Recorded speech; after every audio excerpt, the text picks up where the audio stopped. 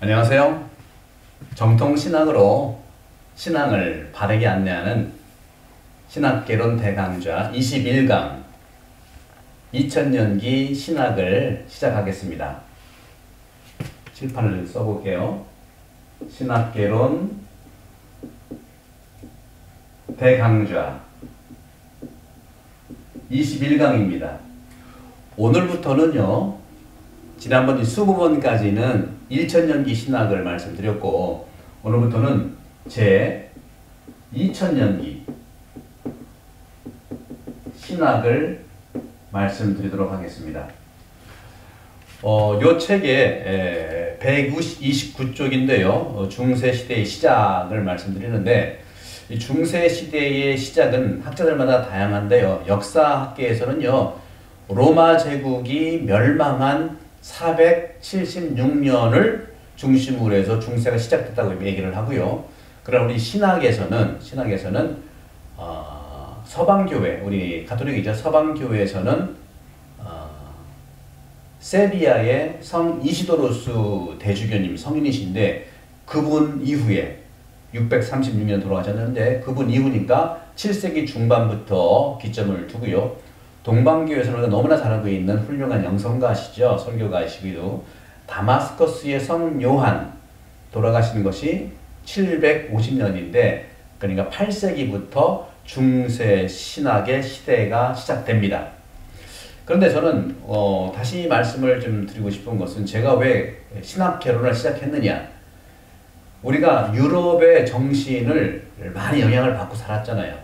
하지만 지금 3000년기를 향해 나가는 이 시점에서는요, 우리 아시아의 가치가 분명히 중심에 이루고 있는데, 바로 아시아의 가치가 그리스도교적 관점에서 어떠한 그 위치에 있느냐.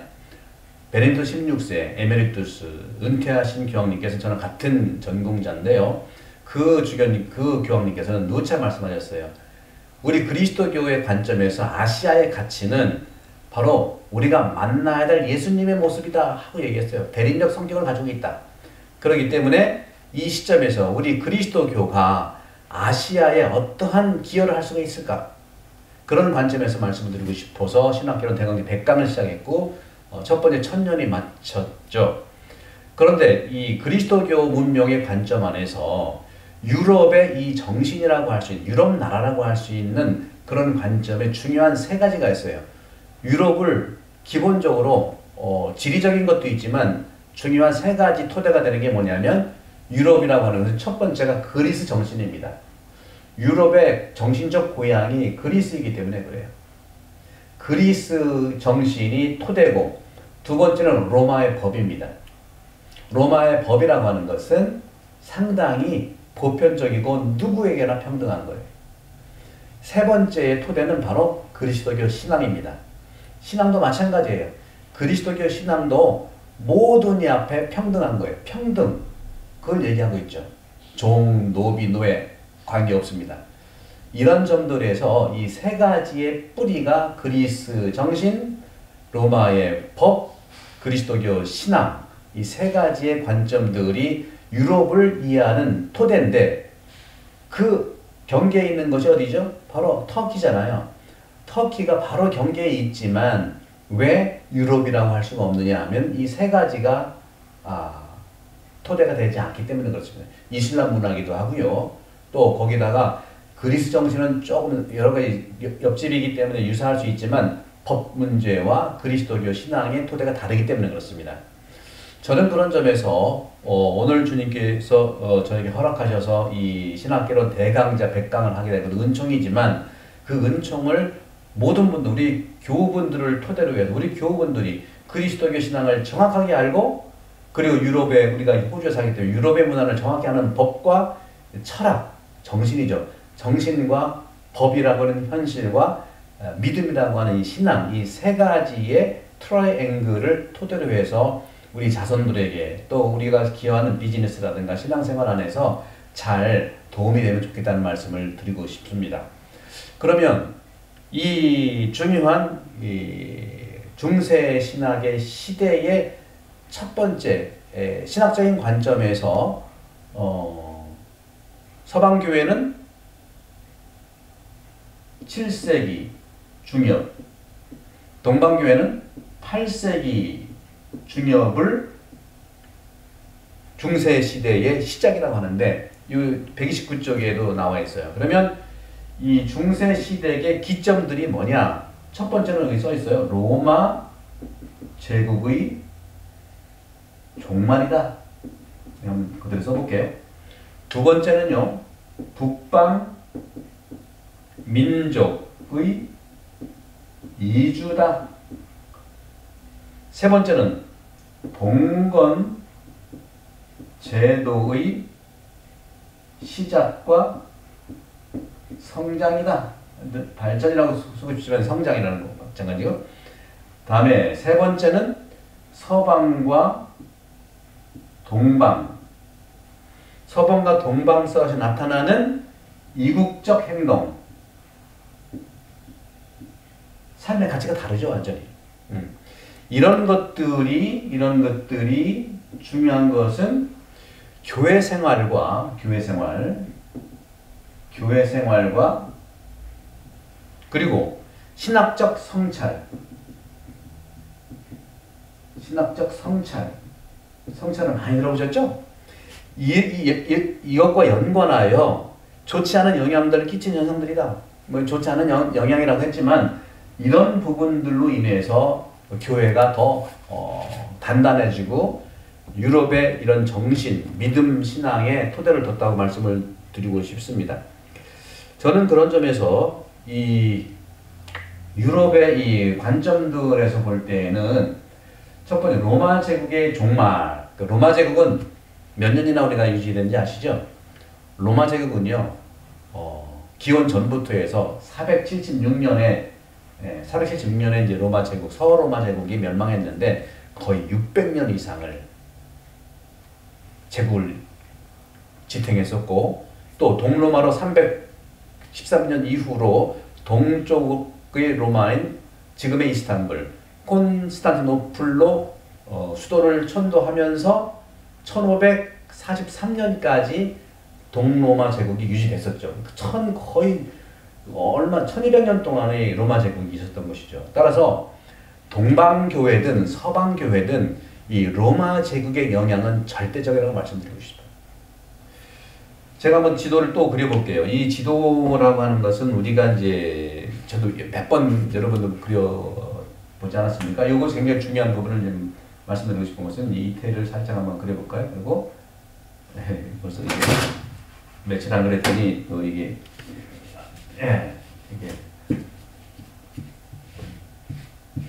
이걸 뿌려야 되겠습니다.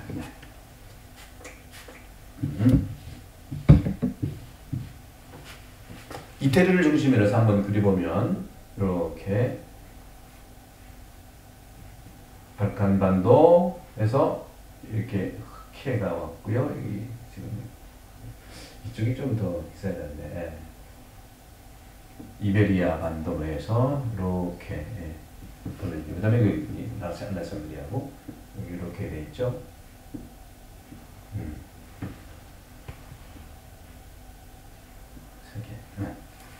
여기 보시면은 로마가 여기 있지 않습니까? 여기가 아테네고요. 여기가 알렉산드리아고요. 이게 이제 그 유대, 이스라엘이죠. 이런 관점에서 봤을 때 제가 드리고 싶은 것은 바로 이 로마 제국은 이전부터 그리스도 마찬가지고 유럽에 영향을 줬던 문명들이 기본적으로 보면은 세계 4대 문명이 이쪽으로 보게 되면 이집트 문명과 메소포타미아 문명 아니겠습니까? 이집트 문명은 바로 이쪽이죠. 이집트 문명. 메소포타미아 문명은 지금 되게 판서해놔서 이쪽이 메소포타미아 문명입니다. 그래도 한번 그려볼게요. 이쪽이 메소포타미아 문명. 네. 메소포타미아 문명과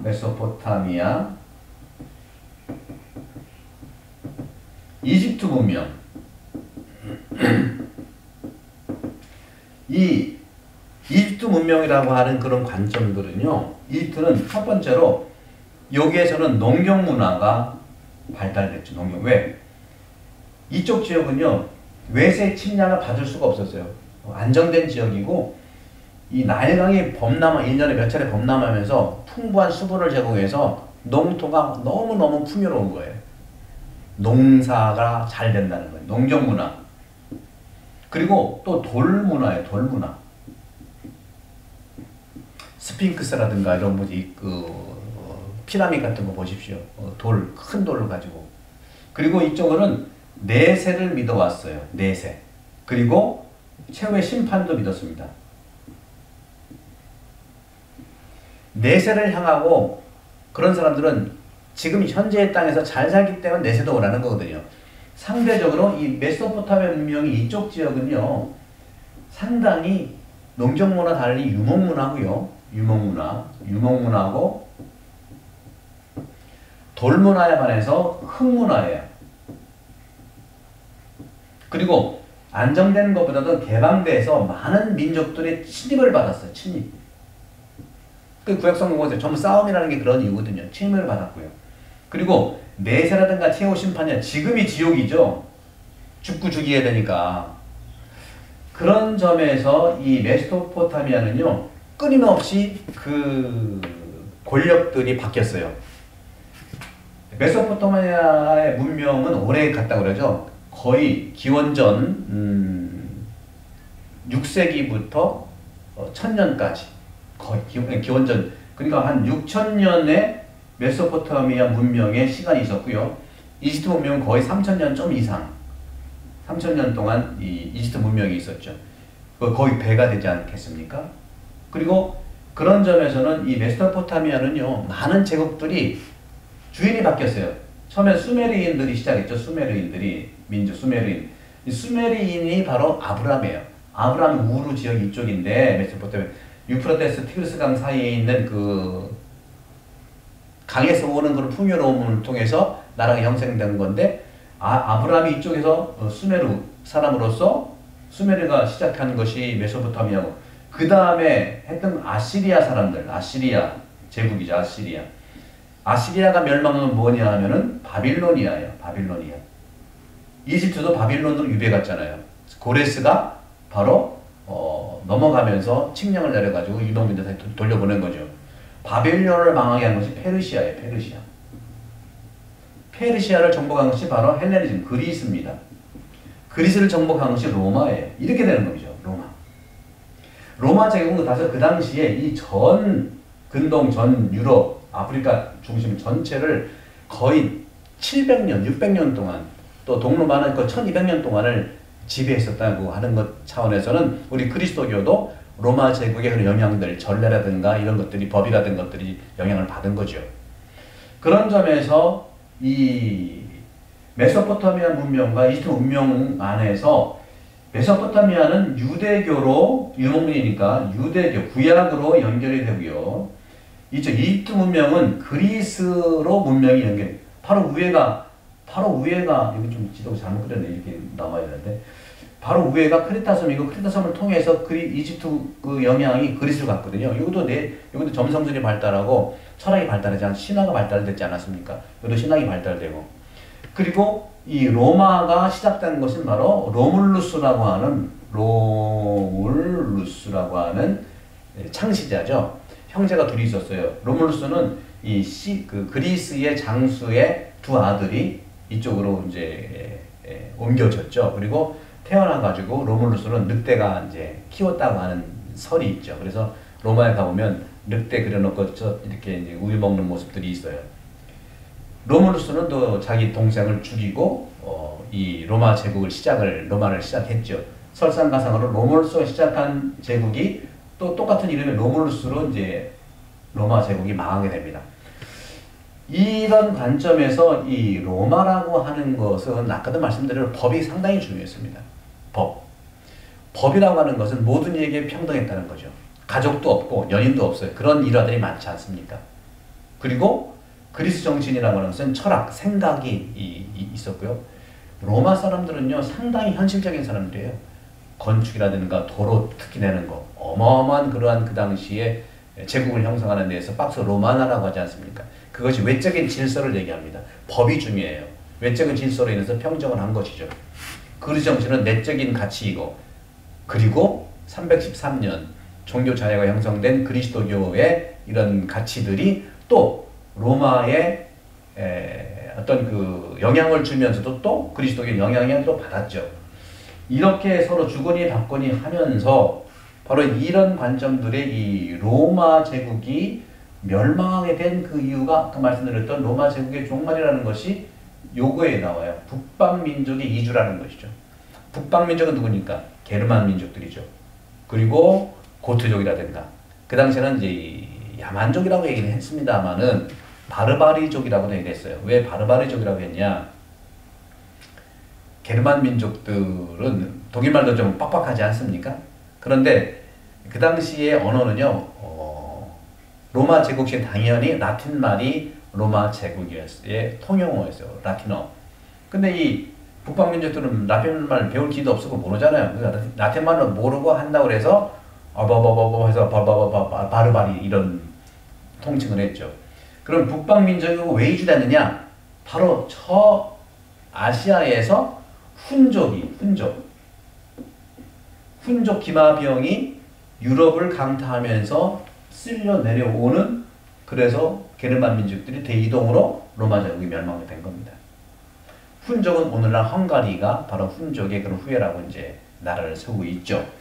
그런 점에서 이 로마 제국의 중요한 이런 가치들 속에서 우리가 볼 수 있는 그런 부분들은 우리 유럽의 가치들을 놓고 볼 때는 이집트 문명이 뿌리라고 볼 수 있지만 이집트는 유럽이 아니기 때문에 그리스로 보면서 이 지역이 이것이 이제 콘스탄티노플 동로마 제국의 수호고요.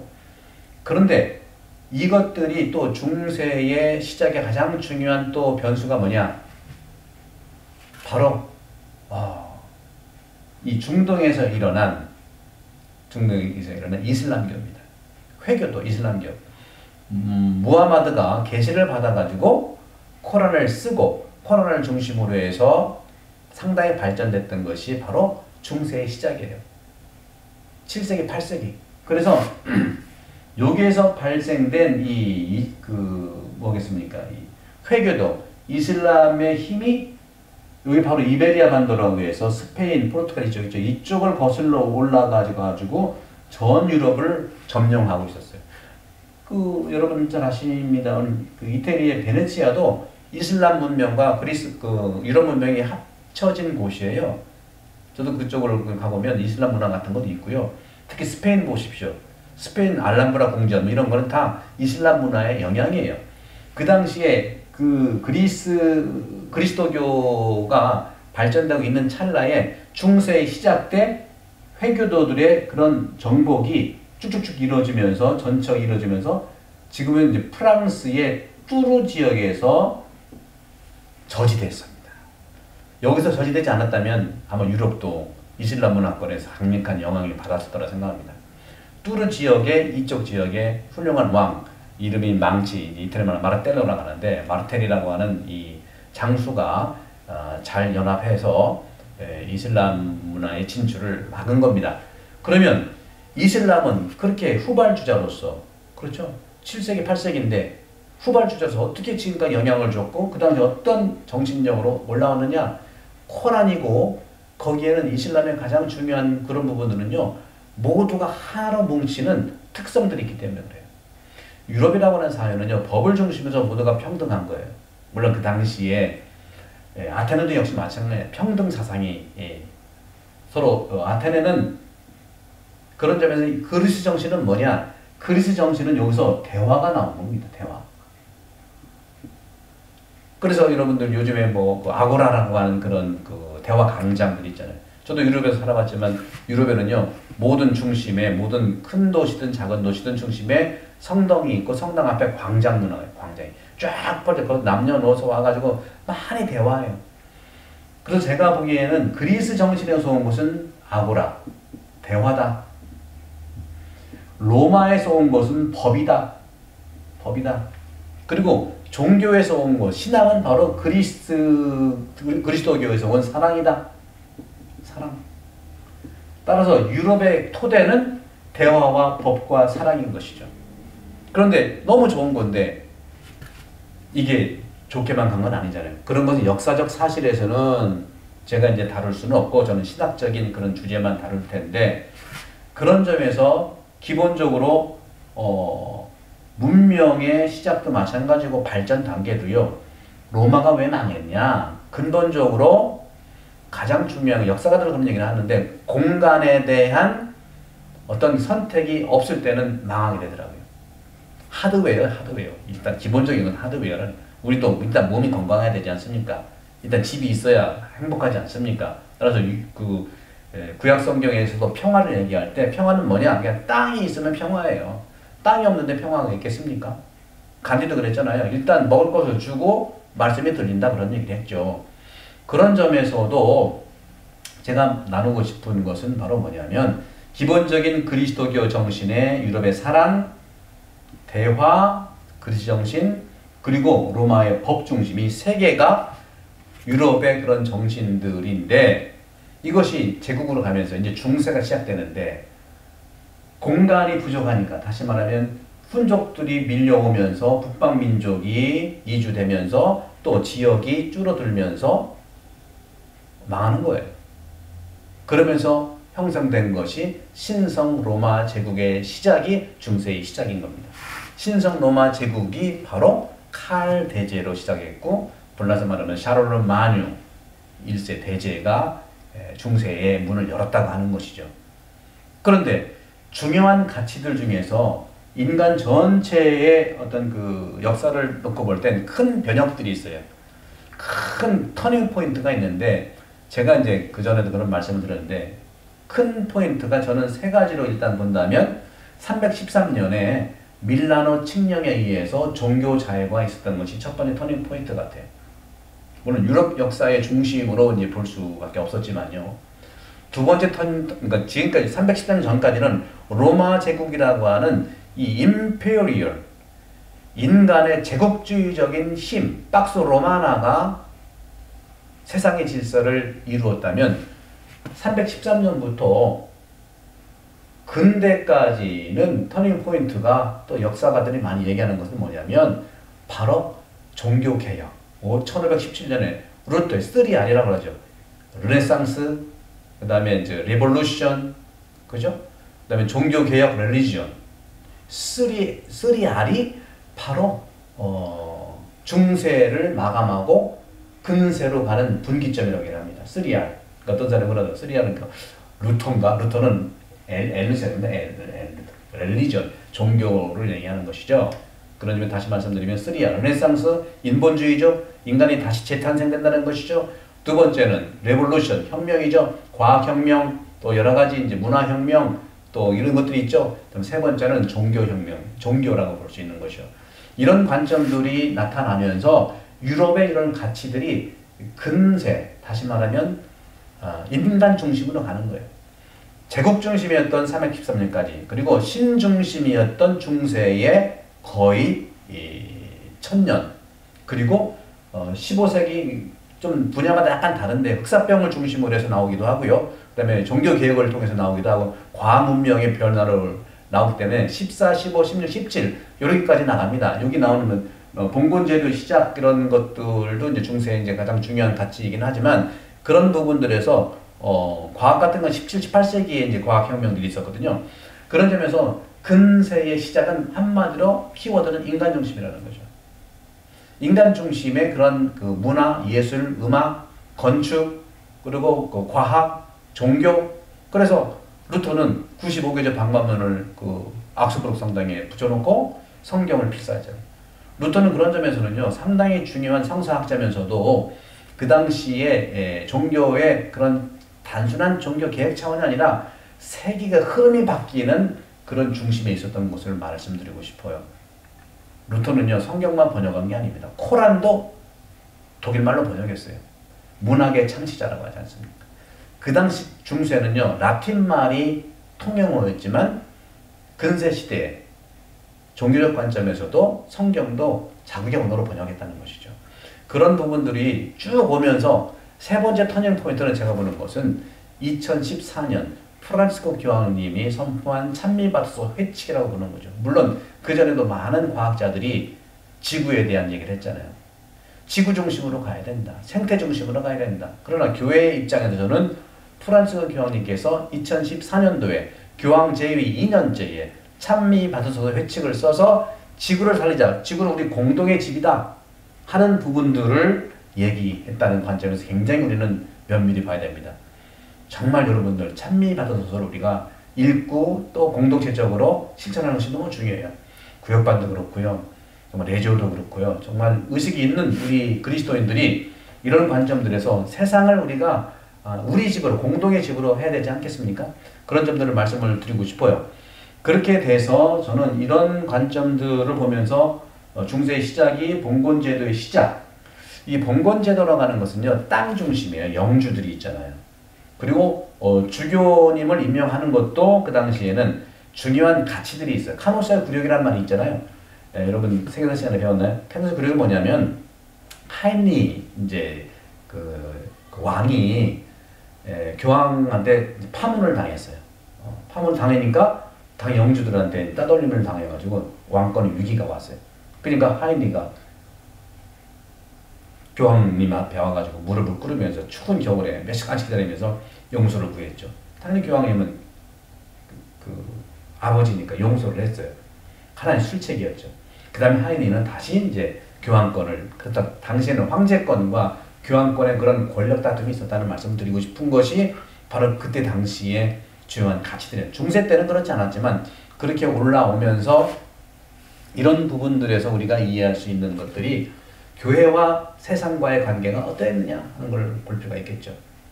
그런 부분에서 저는 여러분들과 함께 이 봉건제도의 시작도 결국에는 교황권과 황제권의 차이는 뭐냐면 왕이 주교를 임명하게 되는 것과 교황이 주교를 임명하는 게 싸움이었어요. 지금은 평정이 됐죠. 지금도 어려움은 뭐냐면 바로 중국에 있는 현재 형제 주교를 중국이 임명하잖아요. 시진핑이 임명한 나라가 임명하잖아요. 그래서 바티칸과 대적이 됐는데 지금 교황님은 프란치스 교황님은 오케이 우리 역사에서 스페인도 몇백 년 동안 그 왕이 임명한 적이 있다. 중요한 건 지금 대화하고자 한다. 그러니까 미리미리 얘기만 해줘라. 인정하겠다. 지금 대화 물꼬를 트고는 있어요. 그런 점들이. 그런 점에서도 우리가 보는 이 봉건제도의 시작과 성장이라는 상당히 세상과 맞물 수밖에 없어요. 그 다음에 서방과 동방의 이국적 행동. 이건 차츰 지난번에 이제 20강 1세기 강의할 때 1000년 강의할 때 초기 1000년기 신학적인 그러한 그 특성들을 얘기했었죠. 이번에도 2000년기 신학을 이렇게 말씀을 드리면서 2000년기 신학 특징이 있어요. 좀 달라요. 초기 천년의 신학의 내용과 2000년의 신학 내용이 달라요. 초기 천년은 플라톤을 중심으로 해서 신학이 발전했다면 2000년기는 아리스토텔레스를 토대로 해서 신학이 발전된 겁니다.